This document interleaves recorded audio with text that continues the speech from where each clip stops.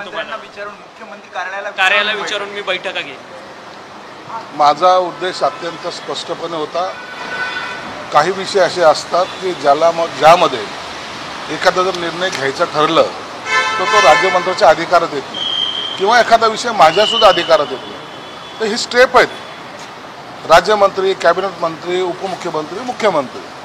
म्हणून त्यांना मी सूचना अशीच केली होती की जर तुम्हाला अशी बैठक घ्यायची असेल तर मला कल्पना द्या, जेणेकरून तुम्हाला बैठका घेऊन काही जर निर्णय योग्य वाटत असेल घ्यायचा असेल तर त्याला माझी संमती, मग पुन्हा ती फाईल फिरवा, मान्यता सादर, मग मी मान्यता द्यायची, मग ते कुठं पुढं जायचं। तर या सगळा प्रकार टाळण्यासाठी मी एक माझी सहकारी म्हणून, ते चांगले काम करत आहेत, माझी सहकारी म्हणून मी त्यांना केलेली ती सूचना होती।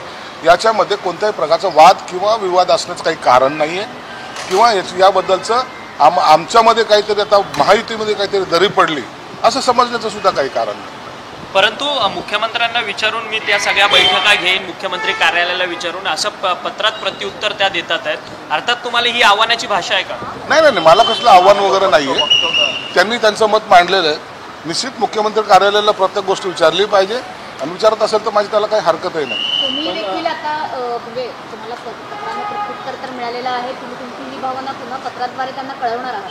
नाही, हे पत्रव्यवहार करणं, घडी पत्रव्यवहार करणे माझ्या स्वभावात नाही। मी जे काही सूचना करायच्या होत्या त्या केलेल्या आहेत, त्यांनी काय उत्तर द्यायचे ते दिलेले आहे आणि त्याच्यामुळे कोणता तरी वाद निर्माण झालाय असं समजण्याचं काही कारण नाही। तुम्ही त्यांना भेटून पर्सनली या संदर्भात गोष्टी नाही, आता तसं काही भेटण्याचं काही प्रयोजन नाही। आता मी गावाकडे चाललोय। राज्यमंत्री रोहित पवार असं म्हणतायत की सरकारमधल्या अनेक मंत्र्यांचे फोन टॅप होत आहेत, त्यांच्या म्हणण्यामध्ये तथ्य असं तुम्हाला वाटतंय की असं काही षडयंत्र सुरू आहे असं तुम्हाला वाटतंय? रोहित पवार असं म्हणतात, त्यांना काय करायचंय? आमचे फोन टॅप होत आहेत की नाही होतात हे आम्ही पाहू ना। आणि मला वाटतं असं करायची काही आवश्यकता कशाला आहे? सरकार आमचं आहे, आम्ही सरकारमध्ये आहोत आणि आमचे फोन टॅप कशाला होते? म्हणून अशा गोष्टी ज्याला काही बेस नाही अशा बेसलेस गोष्टी तर रोहित पवारने बोललेल्या आहेत। यापूर्वी सुद्धा विरोधकांनी असं म्हणलं होतं गेल्या सरकारमध्ये की आमचे फोन टॅप होतात, आरोप सुद्धा झाले। गेल्या वेळेला त्यांनी सांगितलं विरोधकाचे फोन टॅप होतात। आता सत्तेमध्ये असलेल्या आमदारामध्ये किंवा इतरांमध्ये हलचल कशी होईल किंवा चलबिचल कशी होईल हे त्यांचा दृष्टिकोन असतो, म्हणून त्यांनी ते केलेलं आहे। बघा तुमचे फोन टॅप होत आहेत बरं का, असं काही नाही। सरकारला तेवढंच काम नाही आहे, सरकार प्रगतीच्या दिशेने चाललेलं आहे आणि त्यामुळं अशा गोष्टीकडे आम्ही लक्ष देतो। राजीनामा मागितला जातोय, सातत्याने राजीनामा मागितला जातो। तुमचं एकनाथ शिंदेशी काही बोलणं झालंय का? कारण तुम्ही असतील किंवा योगेश पटेल दोघांचाही राजीनामा विरोधात नाही, काय तसं काही नाही। बाकी जे काही तुमच्या बातम्या येतात त्या बातम्यामध्ये तसं काही तथ्य नाही। प्रत्येक नेत्यांशी त्या संबंधित मंत्र्यांचं बोलणं झालेलं असतं आणि ते आमचं सुद्धा बोलणं झालेलं आहे आणि म्हणून आम्ही या आरोपाकडे जास्त संजय राऊत म्हणतात की संजय शिरसाट यांचा राजीनामा होणं अटळ आहे।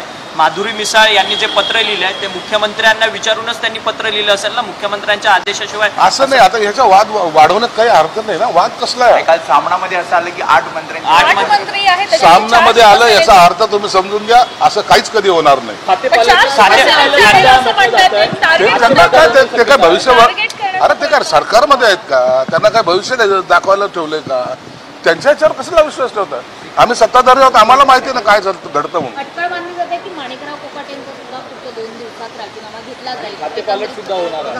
या बाबतीमध्ये कोणताही निर्णय झालेला नाही आणि निर्णय घेण्याचे ज्यांच्याकडे अधिकार आहे ते याच्यावर अधिकृत बोलतील। श्रीकांत शिंदेच्या फाउंडेशनमध्ये खूप मोठा घोटाळा झाला आहे असं संजय राऊत म्हणतात आहेत।